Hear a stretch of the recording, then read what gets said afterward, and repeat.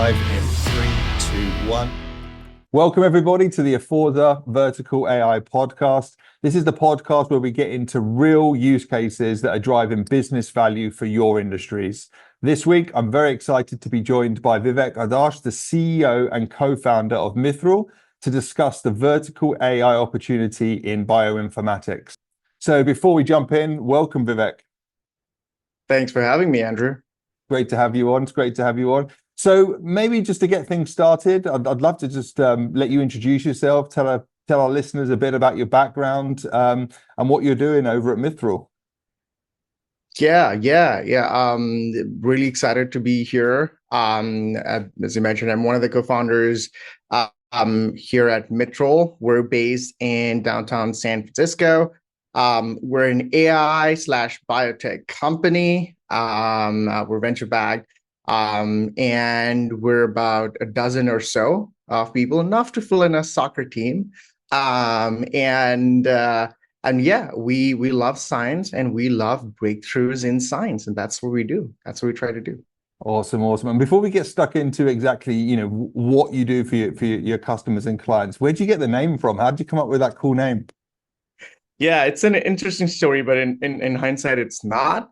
So the name Mithrl or Mithrl is actually inspired from Tolkien's world, Lord of the Rings. So my co-founder and I are huge Tolkien geeks. So in the books, Mithrl is a rare and powerful metal, right? Highly valued for its strength and lightness. So we saw similarities with what we wanted to build, which is a platform that is powerful and yet very easy to use, which consequently means that it empowers scientists to do more, just like it did for Frodo Baggins. So fantastic. So look, you didn't just get into this. I'd love to hear a little bit about your background and kind of what brought you to this point where you're combining all your years of experience with this AI opportunity. Yeah.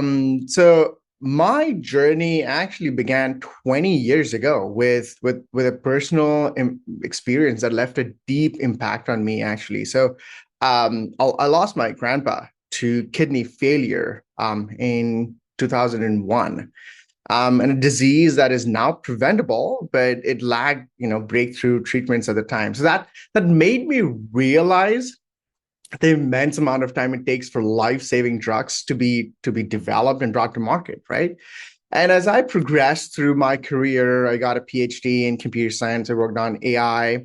My co-founder, Shara, he got his PhD in bioengineering. So this unique amalgamation of AI and bioengineering expertise uniquely allowed us to see the potential of AI in revolutionizing how sort of your research in life sciences is done. And that's how Mithrl was born. Gotcha. No, fantastic. Now, you talked about the research side of things, and just for some of our listeners that maybe aren't so familiar with what actually goes on in the pharma world, can you maybe talk a little bit about that journey of a drug coming to market and really what you're looking to condense and make an impact on? Yeah, the journey of a drug begins many years. As some of you might be familiar with this, it takes a drug about 10 to 15 years to get to market. It begins from a discovery phase, kind of like an R&D, research and development phase, sort of progresses into preclinical stage. And then obviously if things go well, you see some really good indications or, a breakthrough, early signs of breakthrough. Obviously you proceed on to do your clinical trials, 3 stages, very intense temporally and financially. For a drug to be approved and get on the market, it takes anywhere between $1 billion and $2 billion. So you can imagine just the amount of bandwidth needed to be able to do this. So that's kind of like a journey, 10, 15-year journey across like 6 to 7 stages, more or less. And in those stages, what are some, I guess there's a lot of work that goes on and a lot of things that have to happen, but what are some of the major milestones and the things that your users or the use cases you see will be getting involved in? Yeah, so at this point in time, Mithrl is deeply involved with the earlier stages, which is R&D, discovery, and preclinical phases. And that's kind of like one of the critical parts of the whole journey, because if imagine you are making a scientific breakthrough through understanding what are the early signs. And in science, right, things are not binary. It's not, white and black.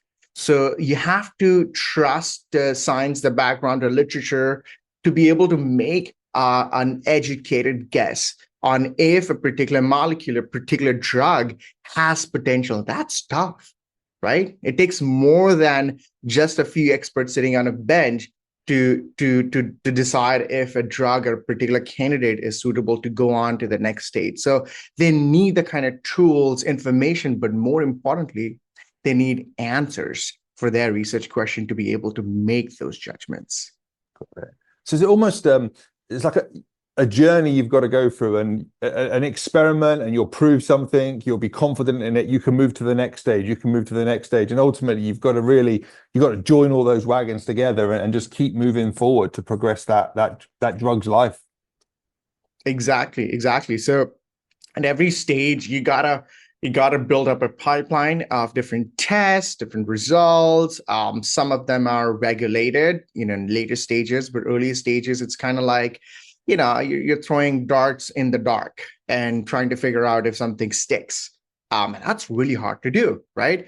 One of the ways what we've seen that makes scientists' life a lot easier, if we give them tools and some sort of platforms to be able to do some of the things that sort of is outsourced at this point in time, because scientists, if you think about it, they're the ones making the decisions. So they should be the one doing the analysis in a way that they have context on, right? It doesn't make sense for somebody else who doesn't have a biology background to be able to do something that scientists has performed or experimented on, right? So there's a huge disconnect. We're trying to bring those worlds together.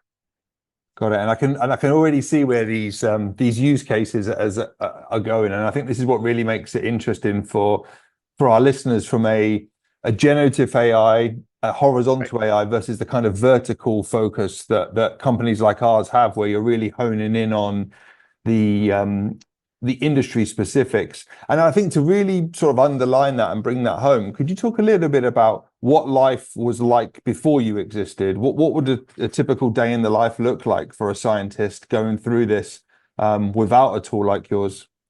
Yeah, great question. So at the risk of oversimplifying the process, there are two aspects for a discovery process, right? The first is the wet lab, the experiments themselves.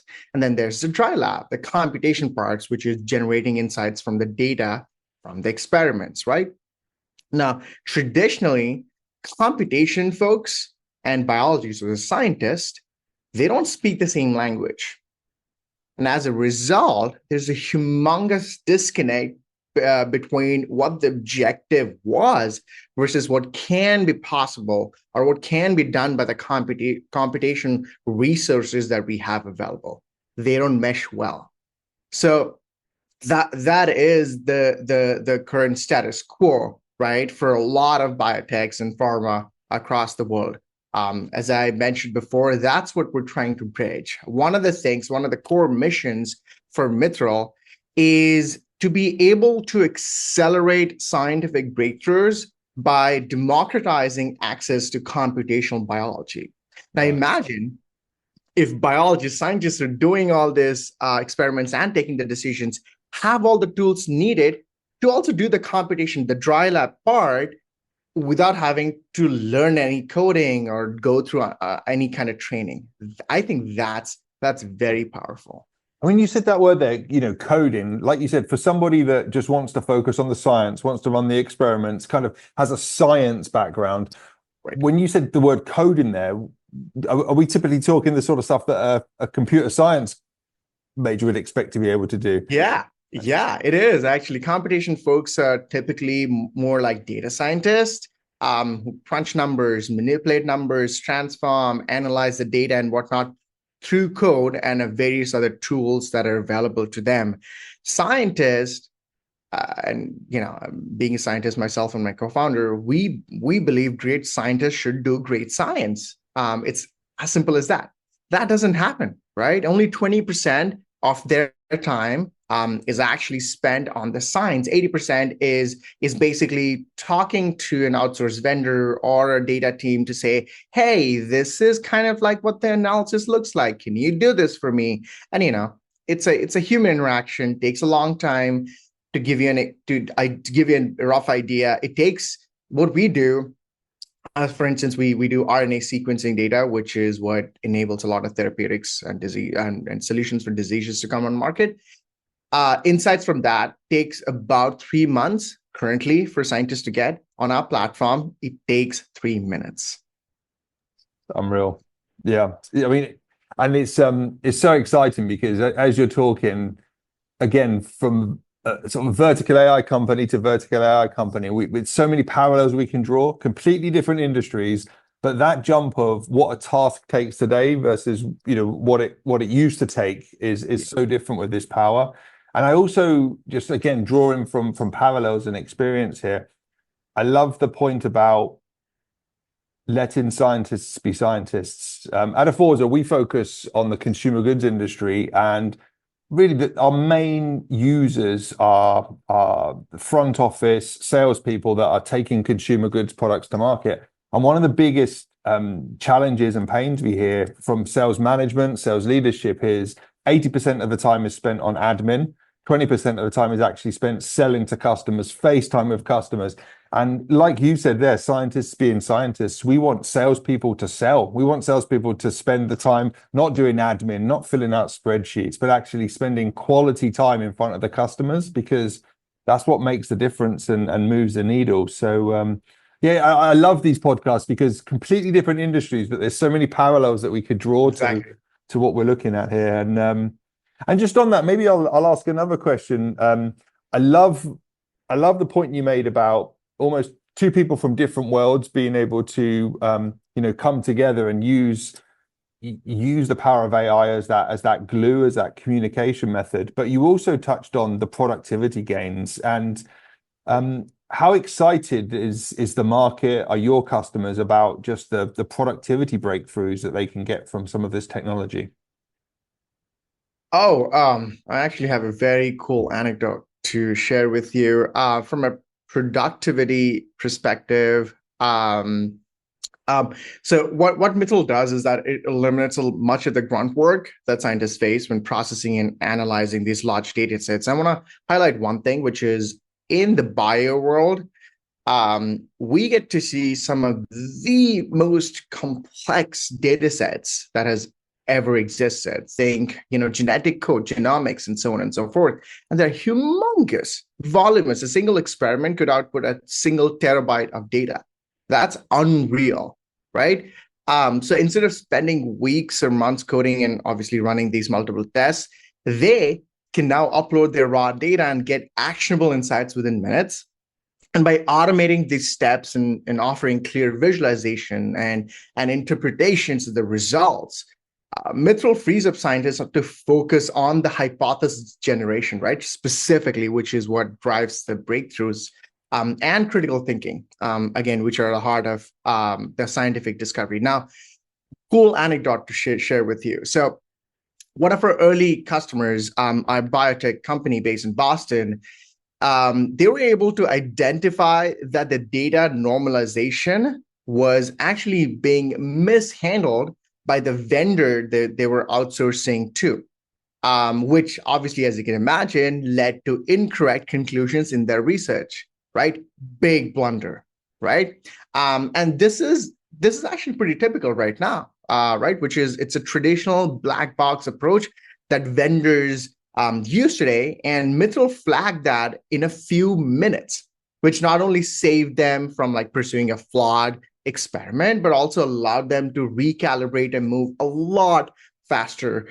Goes without saying they fired the vendor. So traceability and transparency is built into a platform, one of the core strengths of a platform. And that sort of ensures that every step of the analysis is recorded and can be replicated, something which is vital for scientific credibility and future research.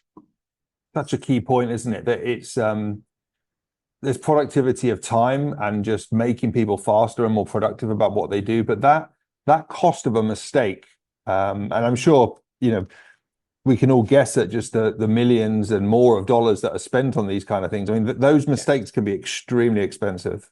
It is very expensive, and scientist time, multiple thousands of dollars an hour.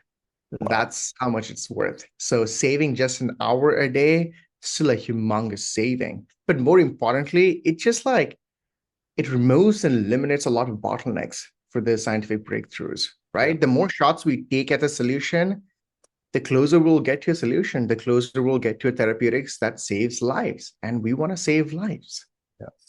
There really is. There's a scale play to this as well, isn't there? The more experiments you run, the greater chance of discovering something, which is huge. Exactly. Now, if I had to take a step back and think about all the industries that I could think about, I'd always put sort of bioinformatics and pharma and biopharma into the advanced thinking when it comes to decision science and AI and data science. Firstly, do you agree with that? And then secondly, how receptive are your customers and your clients and the market to what you're doing here? Is there an education game? Do you have to kind of bring them along, or do you find that they're forward thinking in this regard? Surprisingly, scientists have been quite receptive to adopting AI innovation. And part of it has to do with the AI wave that we are currently seeing, right? But more importantly, there's more to that than that, right?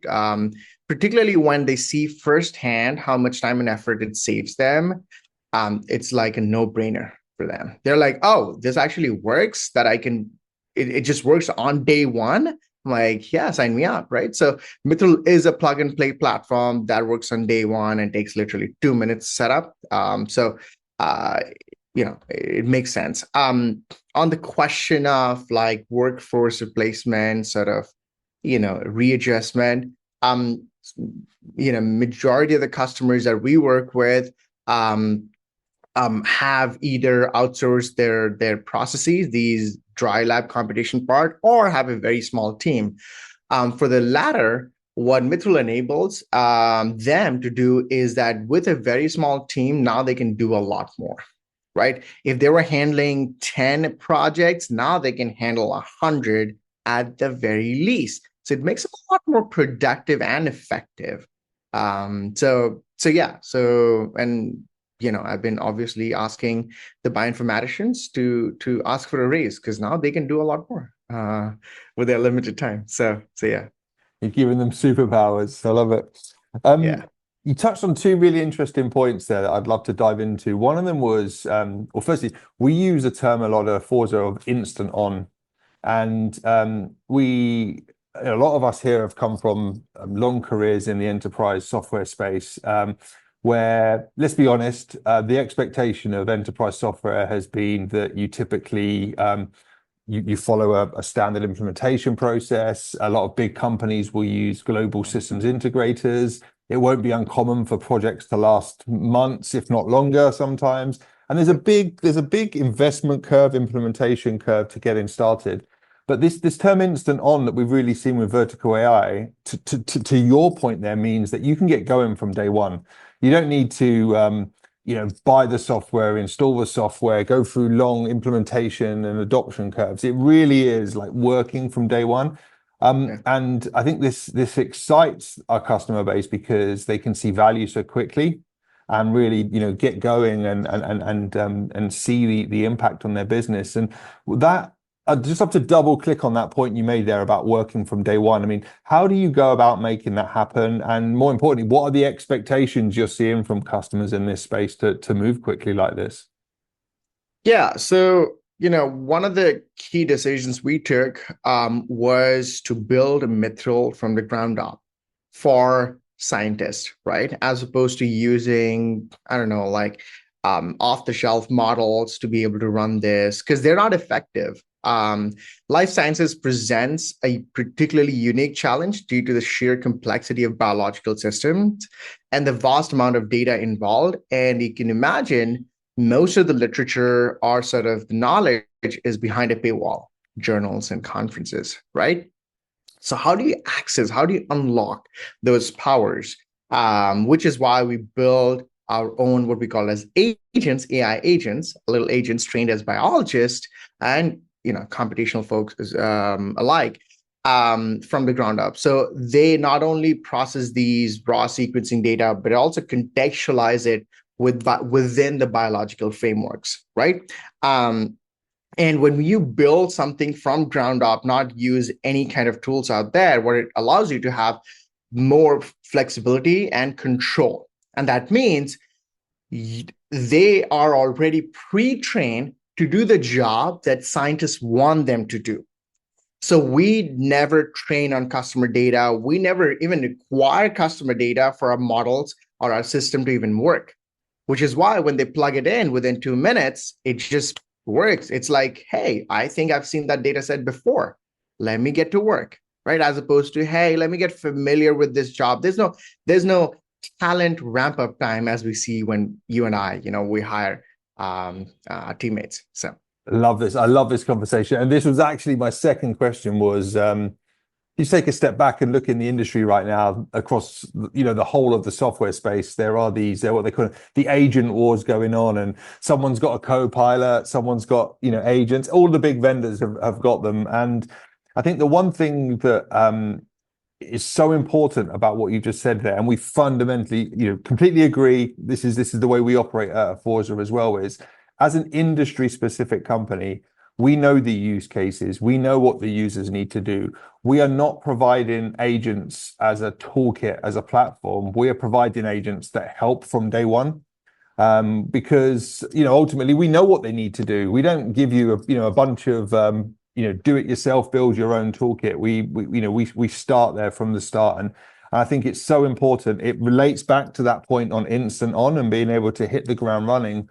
But again, just another real synergy there can really align with what you've said. And again, would love your commentary on that point of, I guess, use case orientated agents, giving someone something from the day one, right?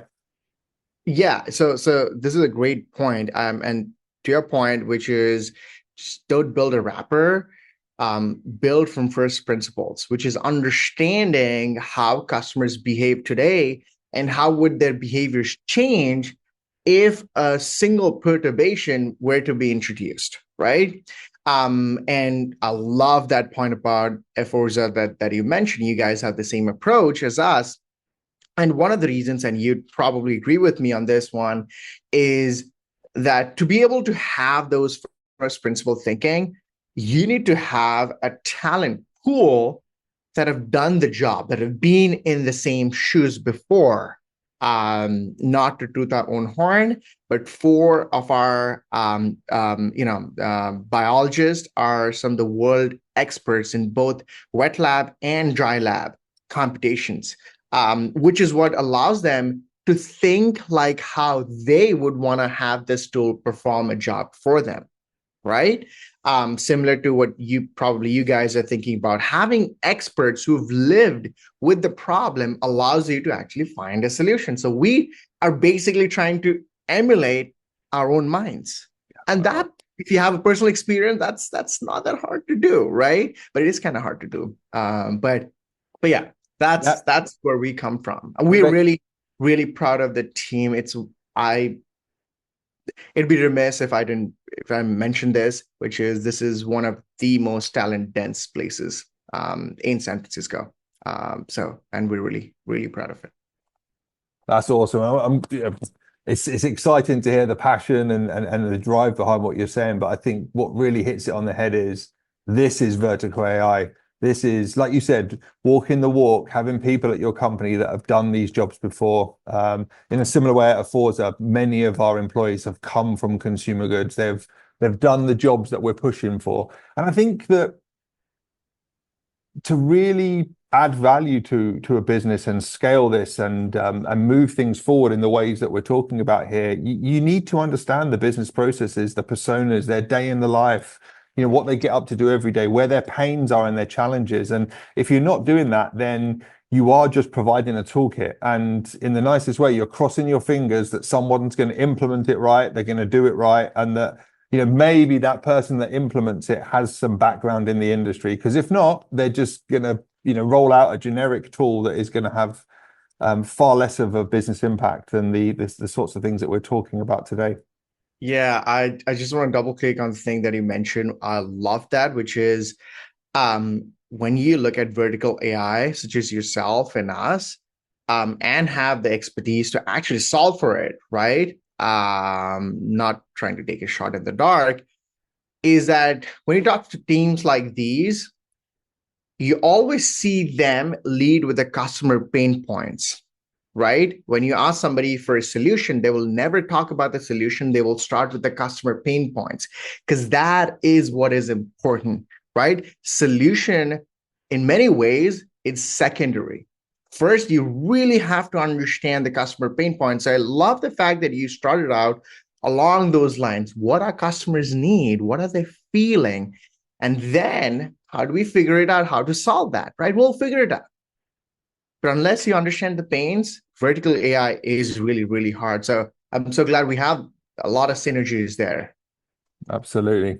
No, very exciting. And now it already feels from this conversation that what you're doing is quite a breakthrough and quite out there. But when you look ahead, what do you kind of envision as the next kind of major advancements in what you're doing? Where are you taking the company?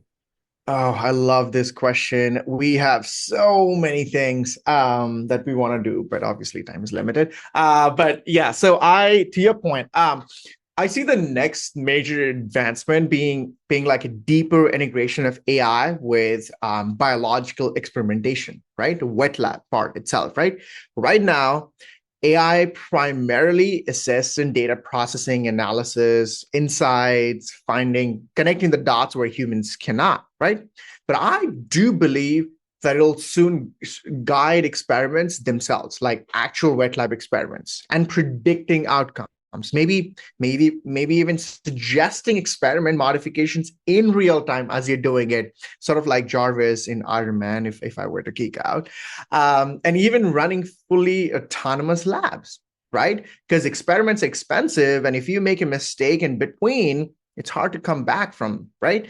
What if an AI can suggest you step-by-step suggestions so that you can cut cost and go back to the start as opposed to going through with the experiment? So I think AI, especially with the advent of AGI, which I believe will be here in the next 5 to 10 years, if not sooner, will likely move beyond accelerating current processes and will enable entirely new forms of scientific inquiry. So in the future, I believe that researchers will be able to ask far more complex, almost multidisciplinary questions, right? And get answers faster than ever before. An answer engine, right? And I think that's the new era of discovery. And that's what we're going to build. So we're building the answer engine for these scientific inquiries. And we're really, really, really excited for the next decade to come. And yeah, so that's where we're going. Awesome. That's very exciting. And just to really elevate this for the end of this, what's been a fantastic podcast, you put into perspective for our listeners what you just said there. So there's a world not too far away where there'll be autonomous labs, there will be experiments being carried out in their own right. You talked at the start of the call about typically taking a drug to market can be anywhere between 10 and 15 years. If you piece all that together, you roll forward 5 or 6 years, maybe it's 10, but what does that mean for health and the world? I mean, we're talking about a very different world when it comes to just our lives and our livelihoods. Yeah, one of the things that we think a lot about and talk about in here is that what Mithrl is doing, building these AI assistants and eventually the answer engine to all these inquiries, is that it's enabling, or rather lowering the barrier of entry for a lot of new ideas in biotechs to come to market, right? It is very expensive to test out a biological idea, right? If you have a biotech idea, it is really, really hard, requires a lot of capital. What if we lower that barrier? What if you could test your hypothesis in under a month and with less than $15,000, that typically takes 2 years and over $10 million in capital? You know what that means? That means we're creating an economy of new ideas to flourish, but also take life, which means, as to our earlier point, which is the more shots we take, the closer we get to a solution, the cure for cancer, the cure for other really life-threatening diseases. More ideas, more efforts means that we get closer to the solution space, the answer within the solution space. The way I think about it is, if it's a dartboard, we're hitting more arrows and we're nearing the bullseye, as opposed to having a sparse board, really. So that's what we really enable, is a new economy. Fantastic. Well, what an episode. I've really enjoyed this today, Vivek. Thank you so much. And, to all of our listeners, as we've discussed today, the real power of AI lies in the ability to focus on vertical applications where we solve real industry-specific pains and problems. And I think you'll have heard today from both a Mithrl and an Aforza perspective, that's exactly what we're doing. We're not just building agents and toolkits and hoping that they'll solve these problems. We've come from the industry, we know the industry, and we're really pushing through to make sure that these things add real value. And I don't think we could have brought the podcast to a better close than Vivek just said there, where what the team are doing there at Mithrl is really it's going to save lives in a big way. So thank you, Vivek. I've really enjoyed the episode, and I'm sure our listeners will too. I had so much fun having this conversation with you, Andrew. So thanks for inviting me. This was so much fun. So no problem. And to all our listeners, stay tuned for more conversations on the future of AI. And remember, the key to progress here is industry-specific solutions, knowing the use cases and knowing the pain points. So stay tuned and subscribe, and we'll see you next week. Thank you.